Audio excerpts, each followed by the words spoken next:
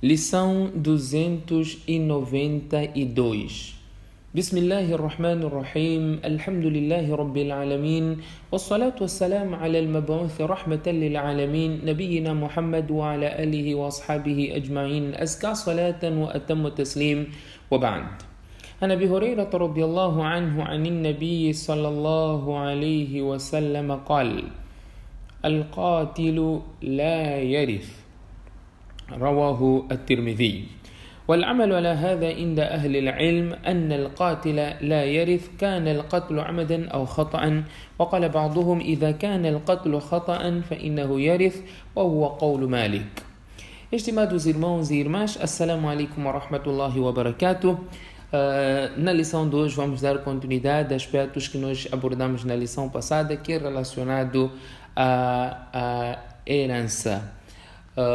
Nós falamos na aula passada quem são, não é, as pessoas que herdam, os sucessíveis, quem são. Nós já mencionamos que o pai, a mãe, a esposa ou o esposo, o cônjuge e os filhos. Esses é que são os herdeiros. Na ausência de um, o outro toma a sua posição na ascendência, assim como na descendência.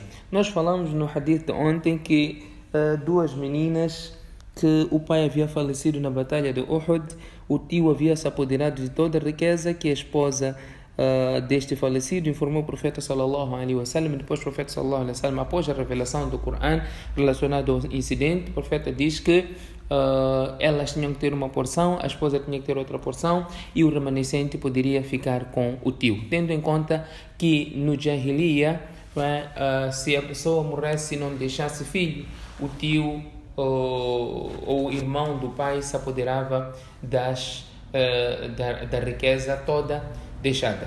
Por que este tio tem de herdar? Por que tem de herdar se não faz parte da classe dos sucessíveis? Isto é muito simples. O Islã deu este direito a ele porque ele também tem deveres. Na ausência do pai, neste caso, o tio é responsável pela família e tem de sustentar. Não é? Pois ser tio, sempre que não existe na classe dos sucessíveis ou nos herdeiros, não existe um varão, não existe um filho homem, só tem filhas, então isso alastra-se, vai também para os tios. Não é? E isto porque estes mesmos tios têm uma responsabilidade para com estes herdeiros. Este é o aspecto que tínhamos que clarificar no que diz respeito à lição passada. Outro aspecto é relacionado a algumas pessoas tendo algum problema e sentem-se oprimidos, sentem-se injustiçados na partilha. Como nós sabemos que a esposa no Islã tem uma porção, não é? E para além da porção dos bens que tem a ver com o seu regime de casamento.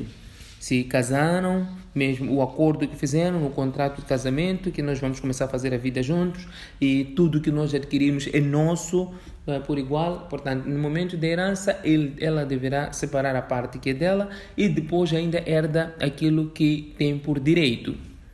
Então, a esposa tem uma certa porção, os filhos têm outra porção e as filhas têm outra porção. Portanto, há vezes em que a mulher acha-se oprimida ou injustiçada por ter uma porção inferior. E neste caso optam em ir ao tribunal civil, não islâmico, para poder reivindicar os direitos iguais. Nós temos que ficar sempre satisfeitos com a decisão de Allah. Nenhum homem pode ter uma decisão melhor do que aquela decisão que é de Allah subhanahu wa ta'ala. Allah se estabeleceu uma certa parte, uma certa cota que a mulher herda. Portanto, nós temos que ficar satisfeitos com a decisão de Allah subhanahu wa ta'ala. Porque se nós não ficarmos satisfeitos com a decisão de Allah subhanahu wa ta'ala, Allah subhanahu wa ta'ala irá nos destruir ou nós seremos destruídos, porque o único justo é Allah. E nisso existe uma justiça, por mais que por vezes nós não percebamos onde é que está esta justiça.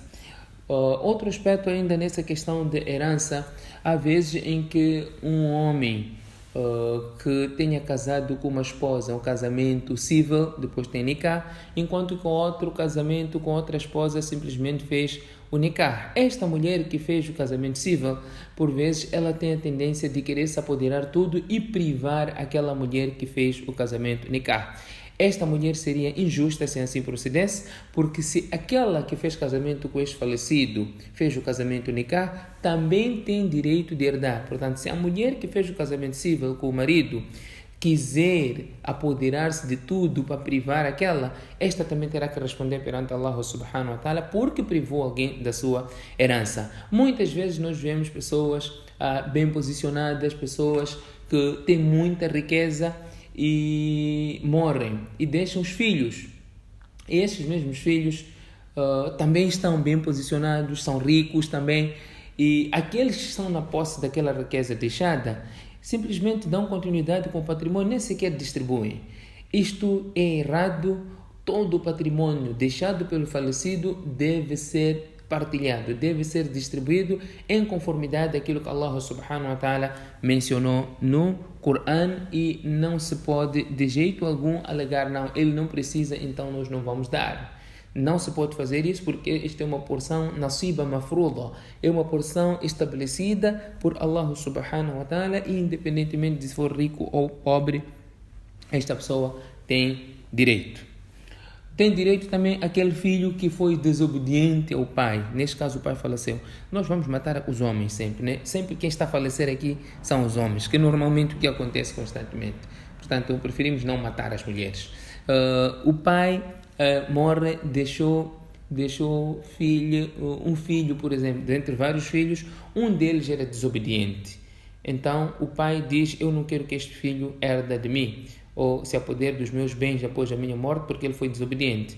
Por mais que ele deixe ter um testamento, um documento escrito a querer privar este filho, quando ele morre, este filho automaticamente herda, apesar de ser contra a sua vontade, porque Allah estabeleceu no Coran quem são os herdeiros e ninguém pode alterar isso, por mais que seja contra a tua própria vontade, como a pessoa que tenha adquirido esta riqueza. Portanto, esses pontos nós havíamos deixado na aula passada, e hoje nós vamos falar acerca daquele indivíduo que mata a pessoa de quem ele herda.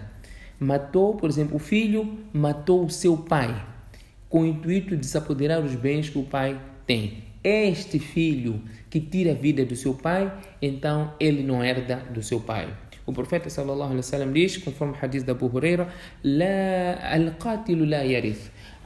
Aquele que comete homicídio contra aquele de quem ele herda, esta pessoa não irá herdar dele, porque ele tirou a vida de quem ele herda. Seja este homicídio voluntário ou involuntário.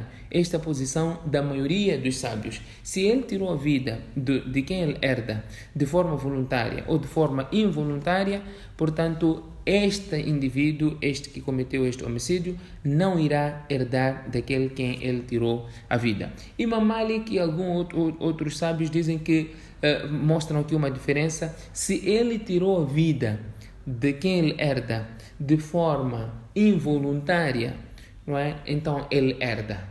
Mas se for voluntário, também é unânime que a pessoa não irá herdar. É importante nós termos isso em mente, porque há vezes em que algumas pessoas preferem tirar vida de outras pessoas porque acham que vão se apoderar dos bens desta pessoa. De acordo com a perspectiva islâmica, este indivíduo não irá herdar. Assim como na nossa lei civil também o mesmo princípio é aplicável. Se tira a vida de quem ele herda, então esta pessoa não irá herdar. Para terminar, vamos falar acerca daquele filho que nasceu no adultério.